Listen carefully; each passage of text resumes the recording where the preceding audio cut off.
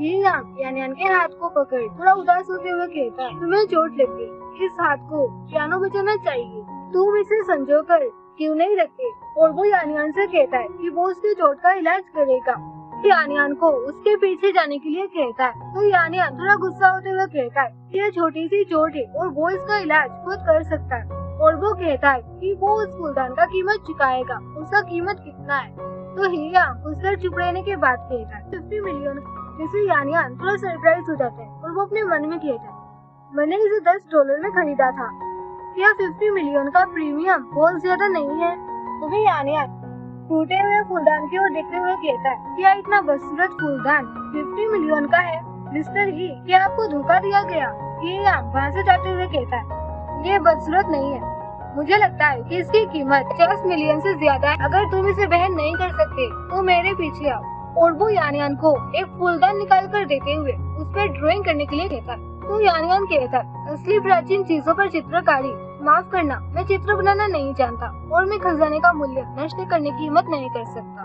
फूलदान देते हुए कहता है कि वो उस पर ड्रॉ करे और नहीं तो वो सिर्फ उसे 50 मिलियन का मुआवजा दे सकता है। तो यानियान हेज करते हुए कहता है कि उसे अच्छी ड्राइंग नहीं आती। तो हियांग कहता है, ये दर्शक पर निर्भर करता है, तो उन्हें देखने में अच्छा लगता है या नहीं। हियांग यानियान को फूलदान पर कविता की 2 लाइनें जोड़ने के लिए कहता है। तो यानियान उससे कहता है कि पहले से ही मेरा ड्राइंग खराब है और आप चाहते हो मैं कविता की 2 लाइनें जोड़ूं। तभी यानियान कविता की 2 लाइनें बोलते हुए वो उस पर ड्रॉ करने लगता है। हियांग को हंसते देख यानियान उसकी ओर देखते हुए कहता है, ये मेरी खराब लिखावट आपको हंसा रही है। तो हियांग उससे कहता है, मैं हंस रहा हूँ क्योंकि तुमने कहा कि फूल के नीचे बतखों का झुंड तैर रहा है, ये एक कविता है। फिर हम देखते हैं जहाँ पर यानियान वो फूलदान हियांग को देते हुए कहता है कि वो 50 मिलियन नहीं चुका पाएगा, अगर कुछ नहीं है तो वो किया जा सकता है। तभी हियांग कहता है, मुझे तुमसे कुछ कहना है, मैं जानता हूँ कि तुम मेरा यानियान हो, मेरे पास वापस हो जाओ। यानियान अपने दांतों को ग्रेट करता है और वो अपने मन में कहता है, तुम्हारे पास वापस आ जाऊँ। और वो गुस्से में हियांग से कहता है, मिस्टर ही, मुझे नहीं पता, हालांकि मैं आपके क्लास के लोगों से मेरा नाम याद रखने के लिए नहीं कहता, लेकिन मैं वो आदमी नहीं हूँ जिसे आप जानते हो। तभी हियांग यानियान को छूने के लिए अपना हाथ आगे बढ़ाता है। तभी यानियान पीछे होते हुए कहता है, इतनी बड़ी दुर्घटना को फिल्माने के बाद कंपनी में वापस जाकर सभी को इसके बारे में बताना होगा। मिस्टर ही, मैंने एक अनजान पर्सन से बहुत मेहनत की है, कोई भी समझदार व्यक्ति ये देख सकता है कि ये फूलदान एक साधारण बोतल है। अगर मिस्टर ही अभी भी मेरा मजाक उड़ाना चाहते हैं तो मैं शो में आपके साथ रह सकता हूँ, आखिरकार ये मेरा पेशा है। फिर हमें लेवान कल्चर दिखाया जाता है। अगले दिन यानियान को उसका एजेंट झेंग का फोन आता है और वो उसे सुबह को कंपनी में आने के लिए कहता है। यानियान दरवाजा नॉक करता है तो युवान लाई उसे अंदर आकर बैठने के लिए कहता है। यानियान थोड़ा घबराते हुए कहता है, मिस्टर युवान, कल वाला वो फूलदान। तभी युवान लाई कहता है, मुझे पहले से ही पता है कि कल क्या हुआ था, फूलदान वाली बात के लिए नहीं। तभी युवान लाई एक लिफाफा उठाते हुए कहता है, मुझे पता है कि हियांग ने तुमको जुचेंग यान समझ लिया था और उसे यकीन दिलाने के लिए कोई सबूत ढूंढना चाहता था, इसलिए मैंने अपने दोस्त से विशेष रूप से आंशी के पास जाने के लिए कहा। ये सुन यानियान निशब्द हो जाता है और वो घबराते हुए पसीना पसीना हो जाता है।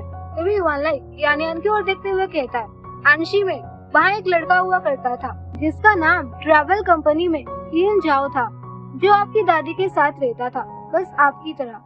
और वो उस लिफाफे को खोलते हुए कहता है, आप देखो, आपकी दादी बिल्कुल इस लड़के किन झाओ के दादी के समान ही थी। और वो किन झाओ का फोटो यानियान के सामने रखता है। यानियान थोड़ा सेट होते हुए उस फोटो को देखकर किन झाओ का नाम पुकारता है। तभी हिमालय कहता, किन झाओ नहीं मिस्टर जू, क्या आप मुझसे उस समय जो हुआ उसके बारे में बात करने में रुचि रखते हैं। यानियान उदास भरी नजरों से उस फोटो को देखते हुए कहता, मिस्टर युवान, हर किसी का एक सीक्रेट होता है। तो हिमालय कहता, एक मनोचिकित्सक के रूप में रहस्य रखना मेरी पेशेवर नैतिकता है। तो यानियान युवान से कहता है कि ये हियांग और जुचेंग यान का निजी मामला है, आपको इसमें शामिल होने की जरूरत नहीं है। तो युवान कहता है, मैं आपको सच बताऊं, मैंने ये जियांगलिन के लिए क्या कहा था, वो पिछले 2-3 सालों से आपकी मौत के साये में जी रहा है। आपको देखने के बाद मैंने सोचा कि मुझे और अधिक जानकारी लेनी चाहिए कि क्या हुआ था। तो यानियान थोड़ा गुस्सा होते हुए कहता है, मिस्टर युवान ज्यादा चिंता मत करो। तो युवान लाई फिर से कहता है, तुम 3 साल से अपनी पहचान छिपा रहे हो, इसीलिए तुम पर बहुत दबाव होगा। तुम जिस विषय पर बात करना चाहते हो तुम मुझे बता सकते हो। मनोचिकित्सक के कर्तव्य के अतिरिक्त मैं तुम्हारा बॉस भी हूँ। तो यानियान कहता है, उसके पास कहने के लिए कुछ भी नहीं है और उसे कोई मानसिक बीमारी नहीं है। तो युवान लाई कहता है, क्या वो किन झाओ के रूप में जीना जारी रखना चाहता है? क्या वो जियांगलिन के बारे में विचार किया?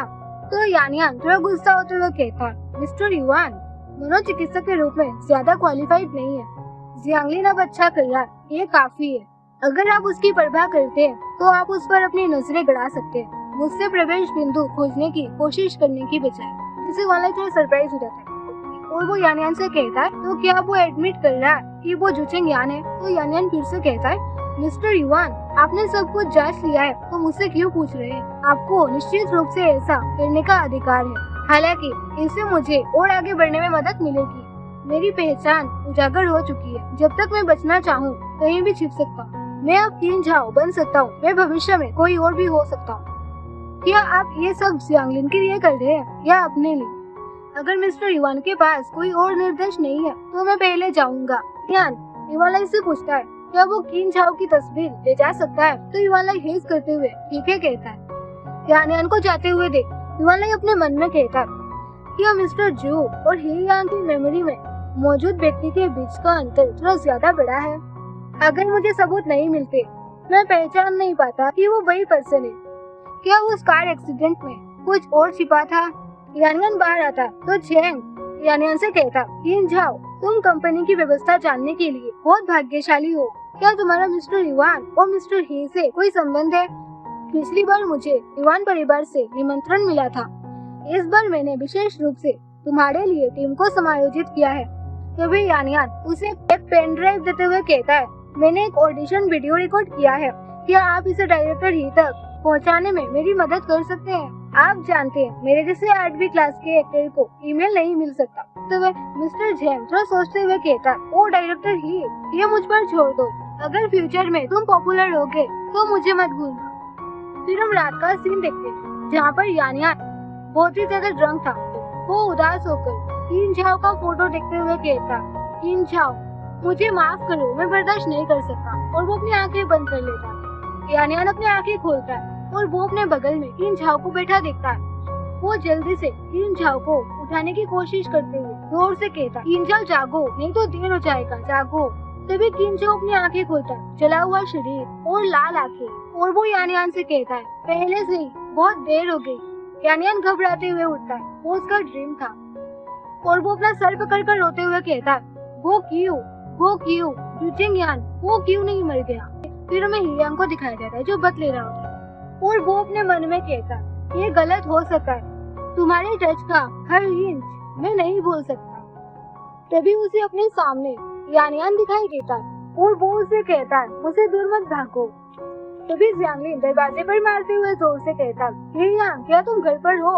तभी हियांग देखता है कि यानियान गायब हो चुका था, वो सिर्फ उसका इल्यूजन था।